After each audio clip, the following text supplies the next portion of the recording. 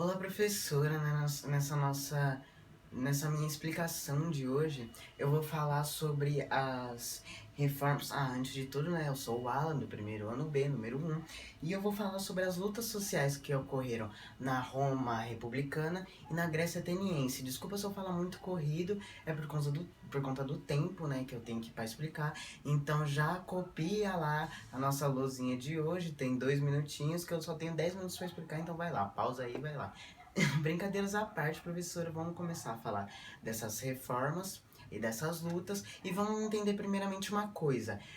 Para essa questão das classes mais inferiores ascenderem socialmente e terem mais direitos políticos e tudo mais, nunca vai ser a classe superior que vai fazer isso, que vai dar simplesmente os direitos políticos para essa classe inferior. Vai falar, não, vou dar lá os direitos porque eles merecem. Não, vai ser essa classe inferior que vai lutar por isso, porque a classe superior, ainda mais ela tá ali satisfeita, ela tá lá mandando em tudo, na política, em tudo, então para eles tanto faz. E é isso que vai acontecer, tanto em Atenas como na Roma republicana, que ali as classes inferiores vão lutar pelos seus direitos. Quando que começa isso lá na Grécia Ateniense?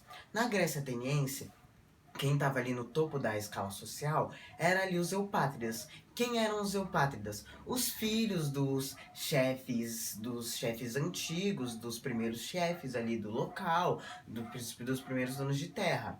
E eles estavam no topo da classe social, em vez de ser como de certa forma na nossa sociedade, que é quem tem mais poder econômico. Não, eles tinham todo o poder político, todo aquele poder na mão deles, por conta deles serem filhos lá dos primeiros nananã, e descendentes e tudo mais.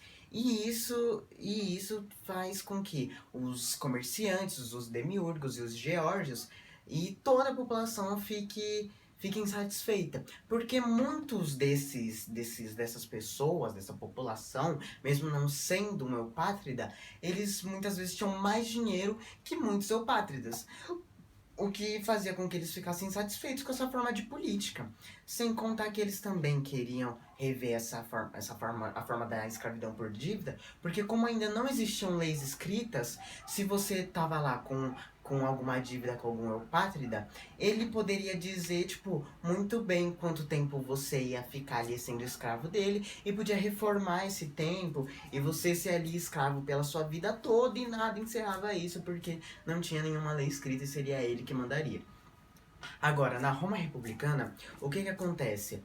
Com o expansionismo, com o expansionismo romano, ele vai, o expansionismo romano como ele tem assim a ascendência nele, o pico dele na Roma republicana, o que acontece? Nessa todo envolvimento de várias campanhas militares, vários povos e locais para você ter ali dominando e manter uma estabilidade, o que você vai precisar? Você vai precisar de tropas militares e de bases militares nesses locais que você vai conquistar, para você manter a estabilidade e fazer com que esse povo desse local não se revolte e não deixe de te pagar os seus impostos. A Roma não tinha muito essa questão de querer inserir, querer obrigar os outros povos a seguirem sua cultura e sua língua, mas eles eram bem rígidos nessa questão dos impostos. Então, o que vai acontecer?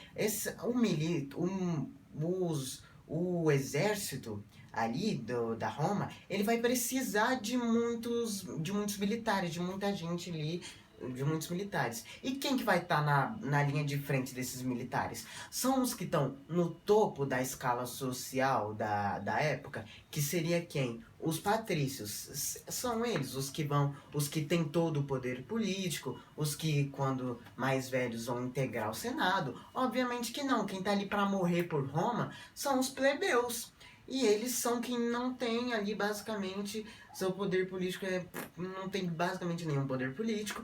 E eles começam a perceber isso, eles começam a perceber, poxa vida, a gente digamos que é o mais importante no exército, a gente é a massa do exército, então a gente precisa dos nossos melhores poderes, a gente pode reivindicar isso por questão de que eles não têm o que fazer. Então, Então, o que que vai acontecer? Esses plebeus, eles vão começar a se negar de participar das campanhas militares e até sair das cidades. Porque sem militares nas cidades, sem participar das campanhas militares, a Roma, ela fica muito frágil, porque não tem esses militares, esses plebeus que eram a massa dos militares, ali para defender ela. Ou seja, ali Roma vai ficar ali numa instabilidade e com medo. E também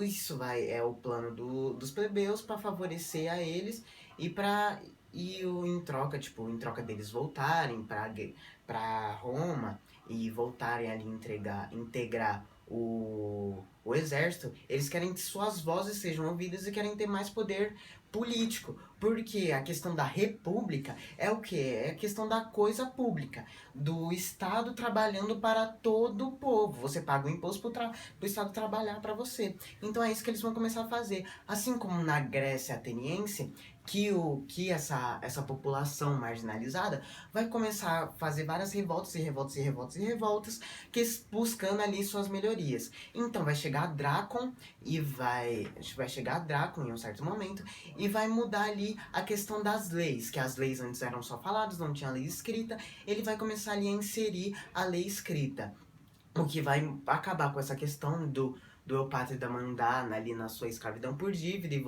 se você tem alguma dívida, você vai ter que ir lá trabalhar até o eupátrida falar que chega, e o que nunca acontecia. Então agora ele não vai mais poder falar isso, porque essa população marginalizada vai poder falar, ó, isso aqui que você tá falando não tá na lei. Isso aqui, pela minha dívida, eu vou ter que trabalhar isso. E é isso. Mas isso não contenta totalmente eles, então eles vão buscar mais reformas, o que vai vir Solon. E o que Solon vai fazer? Primeiro de tudo, mais importante, ele vai mudar essa organização social. Os eupátridas não vão estar mais no topo pelo simples fato de eles serem lá os filhos dos nananã e aquilo que eu já falei. A organização social vai ser feita agora pelo seu poder econômico, o que vai deixar eles já mais felizes.